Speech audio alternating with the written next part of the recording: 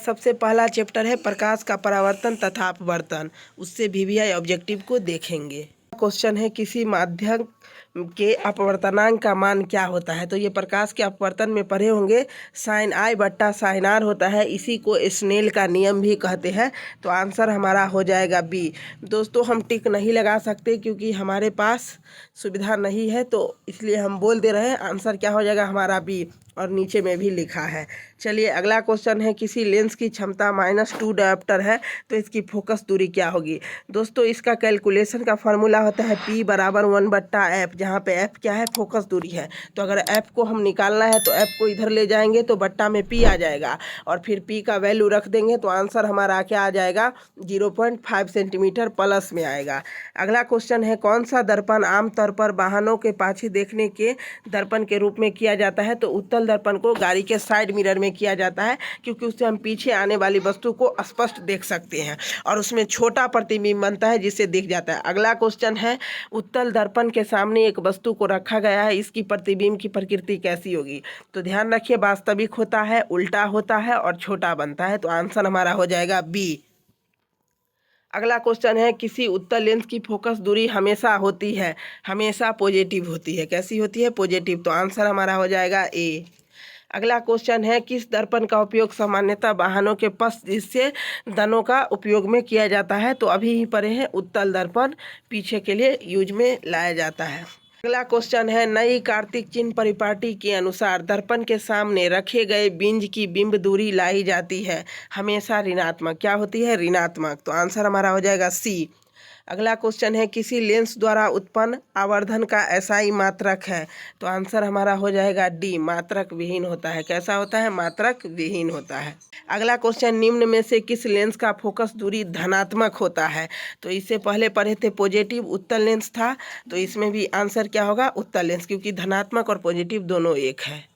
अगला क्वेश्चन है आवर्धन का एसआई मात्रक क्या है। तो कोई नहीं होता है, यूनिट लेस होता है। ये अगला चैप्टर मानव नेत्र तथा रंग बिरंगा संसार से शुरू हो गया ऑब्जेक्टिव। अगला क्वेश्चन है सामान्य दृष्टि दोष के वयस्क के लिए स्पष्ट दूरी की न्यूनतम दूरी होती है लगभग, अथवा सामान्य दृष्टि वयस्क के लिए सुस्पष्ट प्रदर्शन की अल्पतम दूरी। तो अगर कम निकटतम पूछा यानी कम पूछा है तो 25 सेंटीमीटर होगा, और दूर पूछा है तो अनंत होगा। तो आंसर हमारा हो जाएगा सी, 25 सेंटीमीटर।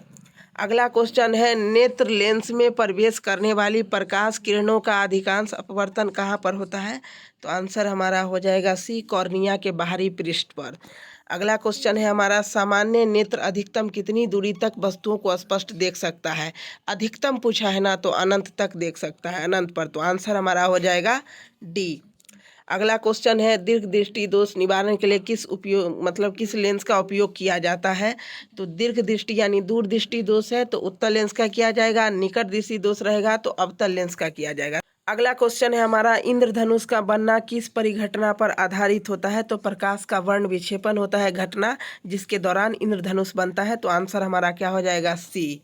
अगला क्वेश्चन है अभिनेत्र लेंस की फोकस दूरी में परिवर्तन किया जाता है किसके द्वारा। तो पक्षमावी पेशियां द्वारा, या इसी को सिलियरी पेशियां भी बोलते हैं। तो आंसर हमारा हो जाएगा सी। अगला क्वेश्चन है मानव नेत्र अभिनेत्र की फोकस दूरी को समायोजित करके विभिन्न दूरियों पर रखी वस्तुओं को फोकसित करता है, ऐसा होने का क्या कारण है। तो निकट दृष्टि दोष है इसका कारण। क्या कारण है, निकट दृष्टि दोष। तो आंसर हमारा हो जाएगा सी। अगला क्वेश्चन है आँख का रेटिना कैमरे के किस भाग जैसा काम करता है। तो फिल्म के जैसा काम करता है, जैसे कोई फिल्म देखते हैं उसके जैसा। तो आंसर हमारा होगा डी। अगला क्वेश्चन है श्वेत प्रकाश जब एक प्रिज्म से होकर गुजरता है तो जो रंग सबसे कम विचलित होता है वह क्या होता है।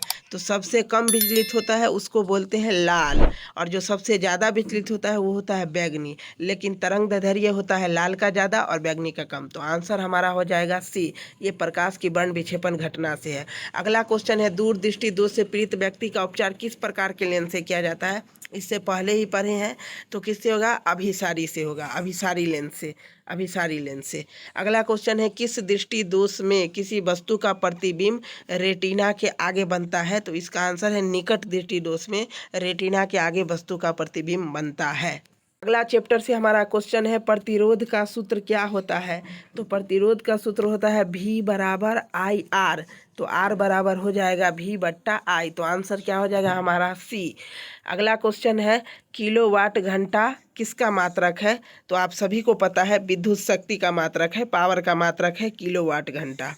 अगला क्वेश्चन है हमारा, किसी चालक की विद्युत प्रतिरोधकता किस पर निर्भर करती है? तो चालक तार के लंबाई पर भी करती है, चालक तार के अनुप्रस्थ काट पर भी करती है और चालक तार के प्रकृति पर भी करती है। तो इनमें से सभी आंसर हमारा हो जाएगा डी। अगला क्वेश्चन है, विद्युत ऊर्जा का व्यापारिक मात्रक क्या है? तो यूनिट। ऊर्जा का व्यापारिक मात्रक क्या होगा? यूनिट होगा। अगला क्वेश्चन है, निम्न में से कौन सा संबंध सत्य है? सभी लोग जानते हैं, अभी बताए थे, V बराबर IR। तो क्या हो जाएगा हमारा? सी। ये ओम के नियम से क्वेश्चन है, तो आंसर होगा सी। अगला क्वेश्चन है, समांतर क्रम में संयोजित प्रतिरोधों की संख्या घटाने के उपरांत संयोजन प्रतिरोधों का कुल प्रतिरोध क्या होगा? अभी क्या बोला है? समांतर क्रम। तो अगर समांतर क्रम में हम घटाएंगे तो समायोजित बढ़ जाएगा, क्योंकि व्युत्क्रमानुपाती होता है। तो आंसर हमारा हो जाएगा ए। अगला क्वेश्चन है, चालक का प्रतिरोध निर्भर नहीं करता है। अभी बताए थे लंबाई पर निर्भर करता है, अनुप्रस्थ काट के क्षेत्रफल पर करता है और प्रकृति पर करता है, लेकिन उसमें प्रवाहित धारा पर नहीं करता है। तो आंसर क्या हो जाएगा हमारा? डी, टेम्परेचर पर डिपेंडेंट करता है।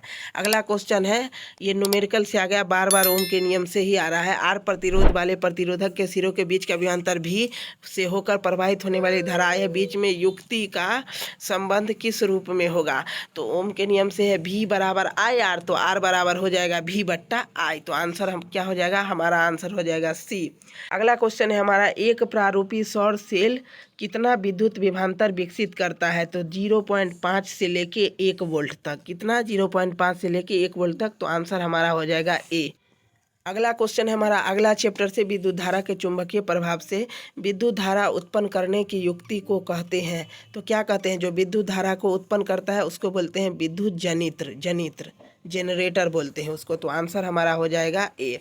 अगला क्वेश्चन है, विद्युत फ्यूज विद्युत धारा के किस सिद्धांत पर कार्य करता है? विद्युत फ्यूज धारा के किस प्रभाव पर कार्य करता है? तो उसमें मतलब जूल के नियम पर वर्क करता है।